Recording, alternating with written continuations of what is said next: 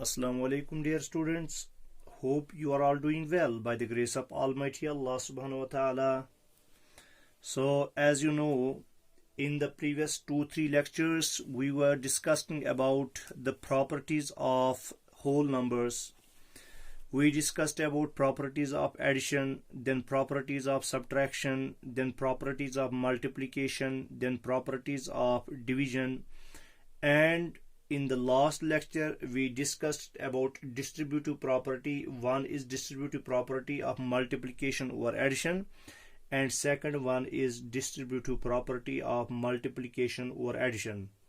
Now today we are going to do exercise number 3.2, which is based on these properties which we have already discussed in detail one by one.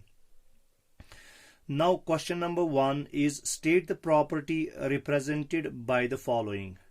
You have been given with the numbers, you have been given with the equations, and you have to see which property has been applied here. तो ये question जो है, you will do it yourself. I will not show it because it's very simple. Then question number 2 is fill in the blanks. This is also based on these properties. So this one I'm not going to show it. I'm not going to teach you this question number 2 because you have already done all the properties very in a detailed manner. So you will do it yourself.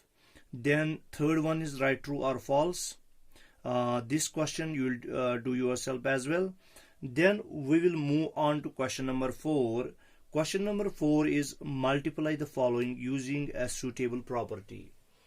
So what is question number 4? Multiply the following. We have to multiply the given numbers by using a suitable property. We have to apply a suitable property. Whatever properties we have read in the previous lectures, we have to see which one property we are going to use here so that we can solve these multiplications. ठीक है बेटा, आया समझ में? तो पहला part है 250 multiplied by 38 multiplied by 38 multiplied by 40. देखो बेटा, ये बहुत ही आसान है. तो चूंकि इसका ताल्लुक है मल्टीप्लिकेशन के साथ, प्रॉपर्टीज ऑफ मल्टीप्लिकेशन आप याद करने की कोशिश करो. उसमें हमने एक तो पढ़ी थी क्लोजर प्रॉपर्टी. जब हम दो होल नंबर्स को मल्टीप्लाई करते हैं तो वहाँ पे जो रिजल्टिंग प्रोडक्ट होता है वो होल नंबर होता है. दूसरी हमने पढ़ी थी कोमिटेटिव प्रॉपर्टी. कोमिटेटिव प्रॉपर्टी में हमने कहा अगर हम किसी भी ऑर्डर में मल्टीप्लिकेशन नंबर्स का करते हैं तो जो प्रोडक्ट है वो सेम रहता है, प्रोडक्ट पे कोई असर नहीं पड़ता है, उसमें कोई चेंज नहीं आती है. और फिर हमने तीसरी प्रॉपर्टी पढ़ी थी एसोसिएटिव प्रॉपर्टी. क्या पढ़ी थी बेटा? Associative property. तो हमने एसोसिएटिव प्रॉपर्टी पढ़ी थी. एसोसिएटिव प्रॉपर्टी में हमने क्या पढ़ा?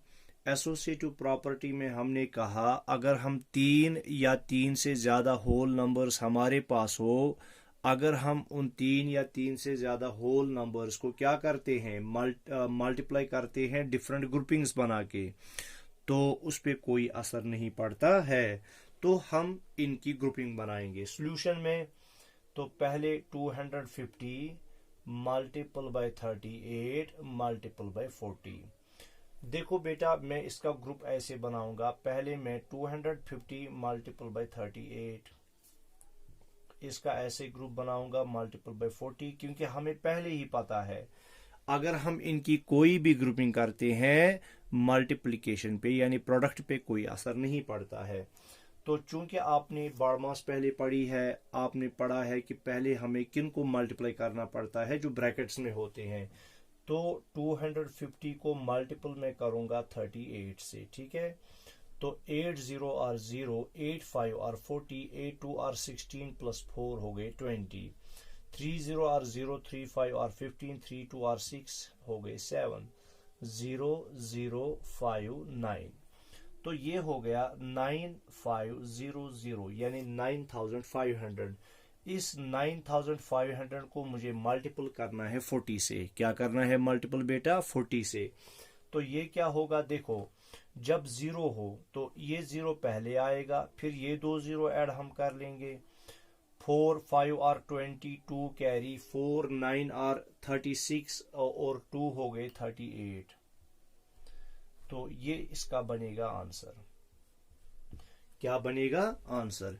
इसी तरह से आपको इन क्वेश्चंस को सॉल्व करना है, यानी इनकी ग्रुपिंग्स बनानी है और ग्रुपिंग्स बनाने के बाद इनको सॉल्व करना है। ठीक है, आया समझ में बेटा? अब हम इसमें से एक और पार्ट जो है, एक और पार्ट इसमें से मैं आपको दिखाता हूं, ताकि जो ये कंसेप्ट है ये आपको पूरा क्लियर हो जाए। डी वाला पार्ट है 2 multiple by 4 multiple by 50, 2 multiple by 4 multiple by 50 multiple by 125 multiple by 125। देखो बेटा, जैसी भी आप ग्रुपिंग कर लो, जैसी भी आप ग्रुपिंग कर लो, क्योंकि हमने पढ़ी है एसोसिएटिव प्रॉपर्टी मल्टीप्लिकेशन में, जैसी भी आप ग्रुपिंग कर लो प्रोडक्ट पे कोई असर नहीं पड़ता है। तो मैं इसको ऐसे सॉल्व कर लूंगा। देखो, 2 मल्टीपल बाई 4 है, मल्टीपल बाई 50 है, मल्टीपल बाई 125 है। ठीक है, आया ना समझ में? तो मैं इनकी ऐसे ग्रुपिंग करता हूं। 2 मल्टीपल बाई 4, इसको मैंने ग्रुप किया, बीच में मल्टीपल है, फिर 50 मल्टीपल बाई 125 125। समझ में आ रहा है? तो मैं इनकी ग्रुपिंग कर रहा हूं। ये हो गया 4 2 और 8, तो हो गया हमारा एक सॉल्व। दूसरा है 125 0 और 125 0 और 0। ठीक है, तो इसी तरह से 5 5 और 25, 2 कैरी, 5 2 और 10, 2 हो गए 12, 1 कैरी, 5 1 और 5 और 1 हो गए 6। ठीक है, तो हो गया हमारा ये भी सॉल्व। 8 0 और 0, 8 5 और 40, 0 4 कैरी, 8 2 और 16 प्लस 4 हो गए 22 कैरी, 8 6 और 48 प्लस 2 हो गए 48 50। 8 6 और 48 प्लस 2 हो गए 50। तो ये इसका आंसर बनता है, ये इसका आंसर बनता है। मैंने सिंपली क्या किया, मैंने देखा 2 को मल्टीपल 4 है, 4 को मल्टीपल 50 है, 50 को मल्टीपल 125 है। तो मैंने इनकी ग्रुपिंग्स बनाई। ठीक है, इनकी एसोसिएशंस बनाई। पहले मैंने 2 मल्टीपल बाई 4 इसका ग्रुप बनाया, बीच में मल्टीपल है, और 50 मल्टीपल बाई 125 इसका मैंने ग्रुप बनाया। 2 4 और 8 मल्टीपल बाई 50 इंटू 125 और 6250। फिर इन दोनों को मल्टीप्लाई किया, वो निकला 50,000। ठीक है, आया समझ में? तो बहुत ही आसान था ये क्वेश्चन। अब हम आते हैं क्वेश्चन 5 पर। कहां पर आते हैं? क्वेश्चन 5 पर। तो उम्मीद है कि आपको ये क्वेश्चन जो है बहुत अच्छे से समझ में आ गया होगा। ये बहुत ही सिंपल क्वेश्चन था, बहुत ही आसान क्वेश्चन था। क्वेश्चन नंबर 5 है, क्वेश्चन नंबर 5 देखो, evaluate the following using suitable property. हमें इन नीचे दिए गए नंबर्स को इवेलुएट करना है पहले, और फिर इनमें इवेलुएट जब हम इनको करेंगे, सॉल्व जब हम इनको करेंगे, तो मगर हमें किसी प्रॉपर्टी का यहाँ पे ध्यान रखना है, जो प्रॉपर्टीज ऑलरेडी हमने पीछे पढ़ी हैं। ठीक है, उन्हीं प्रॉपर्टीज में से किसी एक प्रॉपर्टी को यूज करना है और इनको सॉल्व करना है। देखो, ए पार्ट है आपका 24,598 24,598।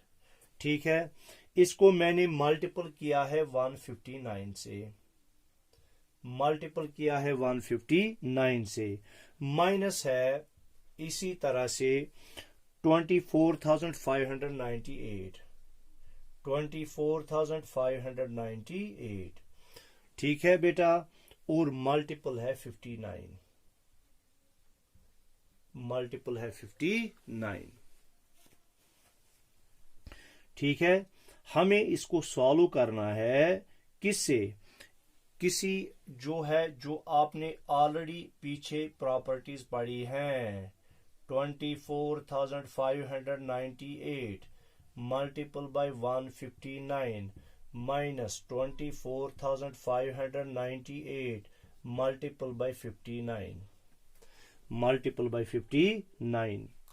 अगर आपको याद होगा जो है ये प्रॉपर्टी जो है, ये प्रॉपर्टी हमें कहती है, देखो यहाँ पे ये है और यहाँ पे ये है, बीच में माइनस है, क्या है, बीच में माइनस है, और यहाँ पे भी इंटू है, यहाँ पे भी इंटू है। याद है आपको property x into y plus z, देखो ऐसे था x into y minus z.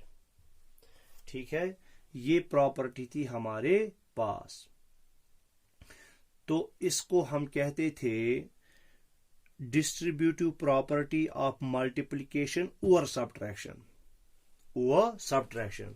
तो मैं यहां पे लिखूंगा using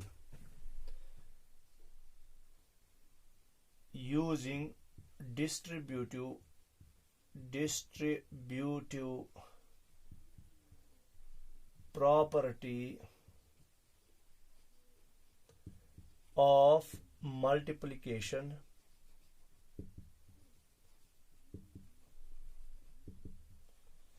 over subtraction, over subtraction.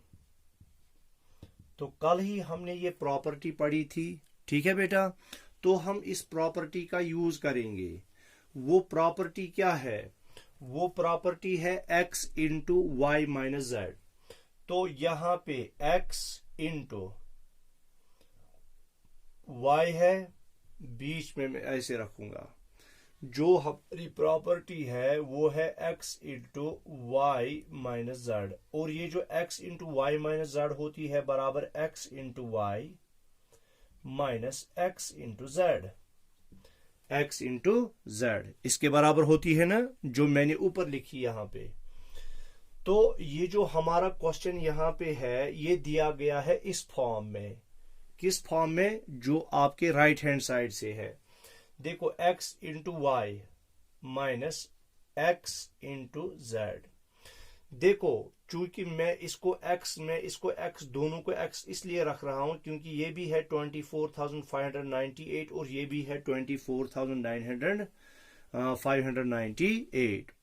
ये जो होता है ये किसके बराबर होता है, ये होता है x into y minus z. किसके बराबर होता है, x into y minus z. x क्या है 24,598 इंटू वाई क्या है 159 माइनस जेड क्या है 59, जेड है 59। समझ में आ गया, आ गया समझ में। तो हमें पहले देखना है क्वेश्चन किस फॉर्म में है। क्वेश्चन में देखो 24,598 और 24,598 सेम है, यहां पे 159 इसको मल्टीपल है, यहां पे 59 इसको मल्टीपल है, बीच में माइनस है। तो हमने पढ़ी है distributive property of multiplication over subtraction. तो अब ये जो ये क्वेश्चन है ये किस फॉर्म में दिया गया है, ये इस वाले फॉर्म में दिया गया है और हमें इसको इस फॉर्म में लाना है।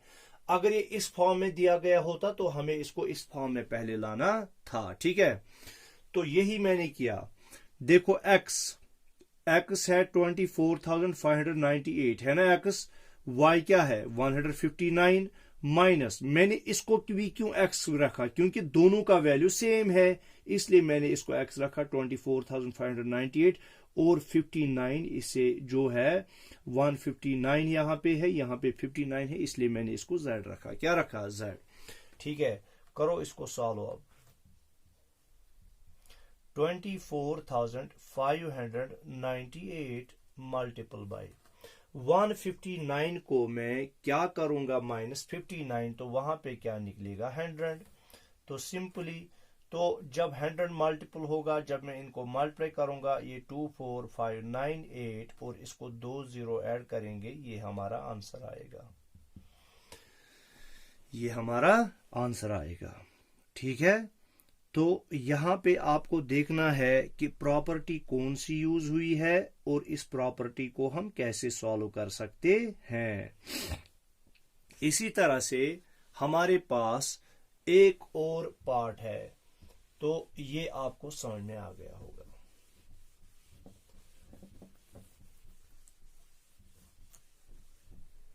ठीक है, तो क्वेश्चन 5 का बी पार्ट जो है 61,725,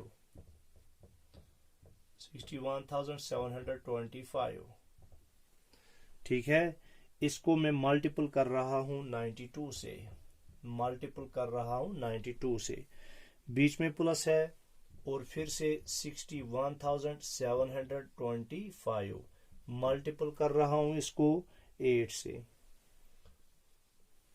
देखो फिर से मैं इसको लिखूंगा, ये है x, ये है into y plus x into z. ठीक है, x क्योंकि ये भी 61,725 है और ये भी है 61,725, तो इसलिए मैंने इसको x लिखा और इसको भी x लिखा, बीच में क्या है प्लस, और इसका वैल्यू जो 92 है इसको मैंने y लिखा, 8 का z। तो x into y plus x into z, ये किसके बराबर होता है, x into bracket start y plus z होता है ना। देखो मैं यहां पे लिखूंगा, हमारे पास फार्मूला ये है x into y plus z, ठीक है, ये बराबर होता है x into y plus x into z. यह है डिस्ट्रीब्यूटिव प्रॉपर्टी ऑफ मल्टीप्लिकेशन और एडिशन। अब ये जो हमारा क्वेश्चन है वो इस फॉर्म में दिया गया है, तो हमें सॉल्व इसको इस फॉर्म में करना है, किसमें, इस फॉर्म में करना है। तो ये मैंने आपको समझाने के लिए लिखा, ठीक है। अच्छा, सॉल्यूशन में हम लिखेंगे, पहले पार्ट वापस लिखना है, 61,725 multiple bye 92 plus 61,725 multiple bye 8। अच्छा, ये हो गया x हो गया 61,725 into y plus Z, y है 92 प्लस जेड है 8, ठीक है, y है 92 जेड है 8, तो ये हो गया 61,725 मल्टीपल बाय 92 प्लस 8 हो गए 100, कितने हो गए 100। तो मैंने इसको सॉल्व किया, तो ये बना 61,725 और मल्टीपल जब 100 करेंगे तो 2 0 आएंगे, तो ये बनेगा इसका answer.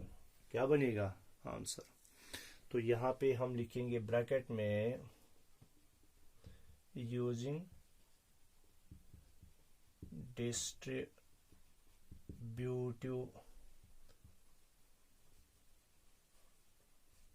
Property of multiplication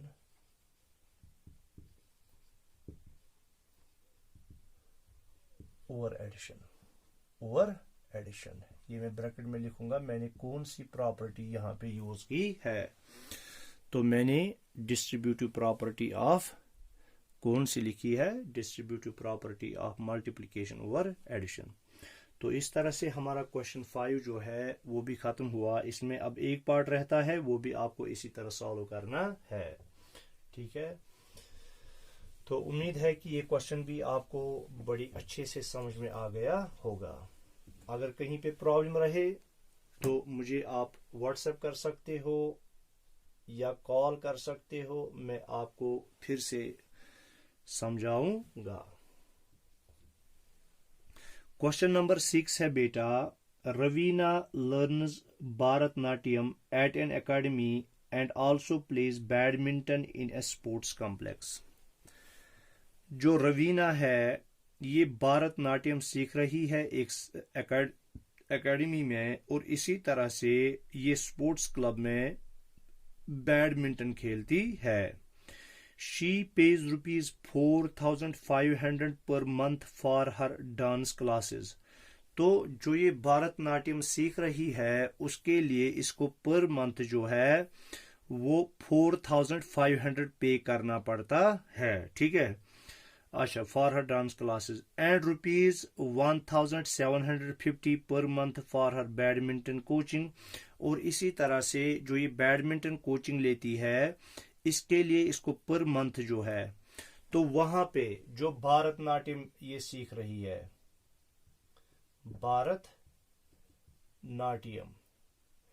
Bharatanatyam सीखने के लिए इसको कितना पे करना पड़ता है? रुपीज 4500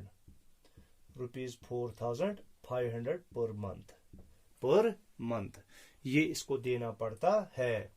और इसी तरह से जो बैडमिंटन ये खेलती है, क्या खेलती है? बैडमिंटन खेलती है स्पोर्ट्स जो है कॉम्प्लेक्स में, तो इसकी कोचिंग जो लेती है तो इसको जो है पर मंथ 1750 देना पड़ता है। 1750 पर मंथ पे करना पड़ता है।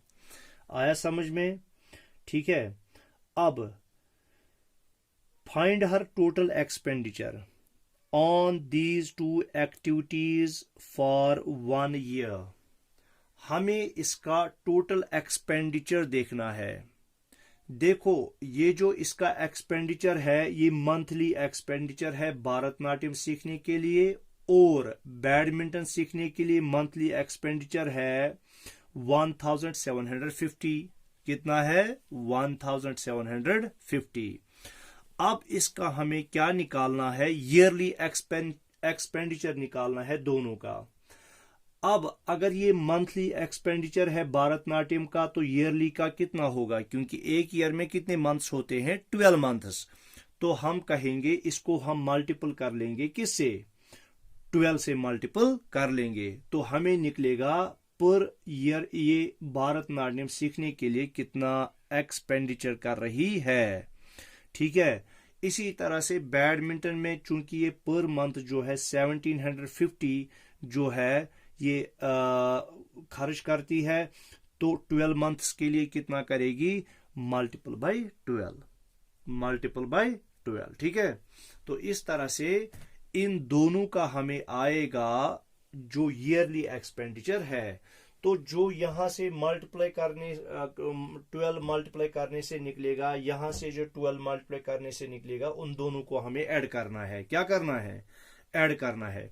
देखो, अब हम एक तरीका तो ये कर सकते हैं, हम इसको पहले मल्टीपल करेंगे 12 से, तो जो वहां से निकलेगा उसको लिखेंगे। इसको मल्टीपल करेंगे 12 से, तो यहां पे भी हमें ईयरली निकलेगा, इसका भी हमें ईयरली निकला, इसका भी हमें ईयरली निकला। हम दोनों को क्या करेंगे? ऐड करेंगे। वो तो हमारे पास एक तरीका है करने का, मगर चूंकि हमारी जो ये एक्सरसाइज है ये चल रही है प्रॉपर्टीज पर, तो अब हम यहां पे भी कोई प्रॉपर्टी यूज करेंगे। प्रॉपर्टी यूज करने के बाद हम इसको सॉल्व कर लेंगे। तो आया समझ में? तो सॉल्यूशन में ऐसे लिख लूंगा, सॉल्यूशन में ऐसे लिख लूंगा। तो मैं कहूंगा पहले monthly expenditure on learning Bharatanatyam.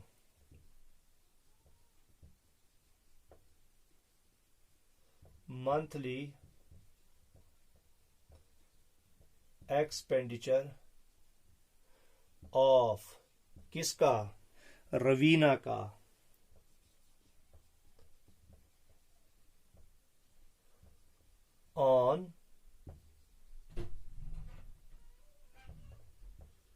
On learning Bharatanatyam.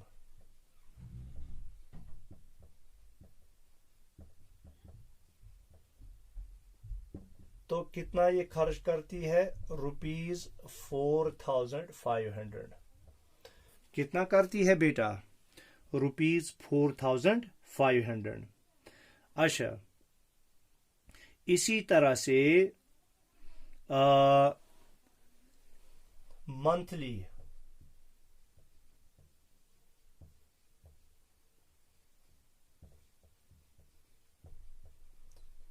expenditure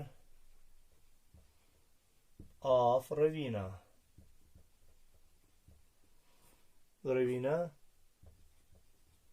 on badminton coaching.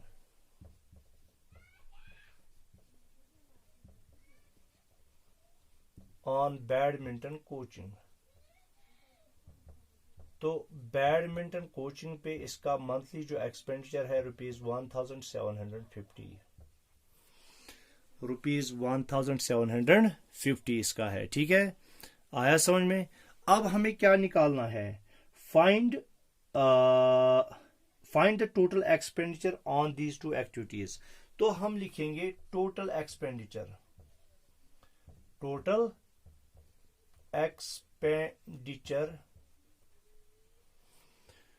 Total जो हमें निकालना है, total expenditure on these two activities for a year. तो ईयर के लिए जो हमें निकालना है, टोटल एक्सपेंडिचर हमें निकालना है इन दो एक्टिविटीज पर। तो पहले मैं लिखूंगा, चूंकि एक ईयर में 12 मंथ्स होते हैं। कितने मंथ्स होते हैं? 12 मंथ्स होते हैं। तो इसको मुझे मल्टीप्लाई करना पड़ेगा 4500 से। फिर मैं प्लस करूंगा किसका, जो बैडमिंटन पे खर्च होता है उसको भी मुझे 12 मल्टीप्लाई करना पड़ेगा 1750। तो देखो बेटा, 12 multiple by 4500 plus 12 multiple by 1750। 12 यहां पे भी आ रहा है, 12 यहां पे भी आ रहा है, बीच में प्लस है, इसको मल्टीपल यहां से भी है, यहां से भी है। तो ये है ना distributive property of multiplication over addition, है ना, distributive property of multiplication over addition. तो सिंपली मुझे करना क्या है, चूंकि ये distributive property of multiplication over addition है, ये है x into y plus x into z. ये किसके बराबर होता है? x into bracket start y plus z के बराबर होता है। तो x किसके बराबर है? 12 इंटू ब्रैकेट स्टार्ट y किसके बराबर है? 4500 प्लस z किसके बराबर है? 1750। समझ में आ गया ना। तो मैंने यहां पे एक प्रॉपर्टी यूज की, वो डिस्ट्रीब्यूटिव प्रॉपर्टी यूज की। चूंकि ये है x into y plus x into z, तो x into y plus x into z ये होता है बराबर x into y plus z under the brackets, तो ब्रैकेट्स के अंडर। ठीक है, तो अब मैं इसको यहां ऊपर सॉल्व करूंगा, क्योंकि नीचे जो है जगह नहीं बची। अब मैं ऊपर सॉल्व करने की कोशिश करूंगा। तो देखो, हमारी जो ये बनी वो है 12 इंटू 4500 प्लस 1750। अब मैं यहां से ये जो है इरेज कर रहा हूं, चूंकि नीचे जगह नहीं बची है। तो ये बन गया 12। क्या बन गया? 12 इंटू, अब इनको हमें ऐड करना है। 0 प्लस 0 क्या हो गया? 0। 5 प्लस 0 क्या हो गया? 5। ठीक है, इसी तरह से 7 प्लस 5 हो गए 12। 1 कैरी चढ़ा, 1 हो गए 2। 2 प्लस 4 कितने हो गए? 6। ठीक है बेटा, इतना। तो 12 0 और 0। देखो हम यहां पे करेंगे, अच्छा चलो ऐसे ही करेंगे। 12 0 और 0, 12 5 और 60, 0 6 कैरी, 12 2 और 24, 24 प्लस 6 हो गए 30, 0 3 कैरी, 12 6 और 72, 72 प्लस 3 हो गए 75। तो इसका जो ईयरली खर्चा आएगा वो आएगा 75,000। कितना आएगा? 75,000। तो हम क्या लिखेंगे? Therefore her total expenditure on these two activities for 1 year. Therefore Ravina's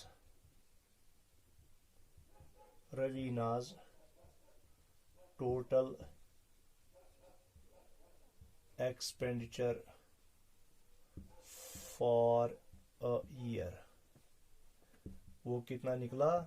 ₹75,000। ₹75,000 आ गए समझ में? तो उसके बाद क्वेश्चन नंबर 7 है, the budget for a birthday party was ₹50,000। इस तरह से। चलो अब हम ये जो क्वेश्चन है, क्वेश्चन नंबर 7 और 8 कल कर लेंगे।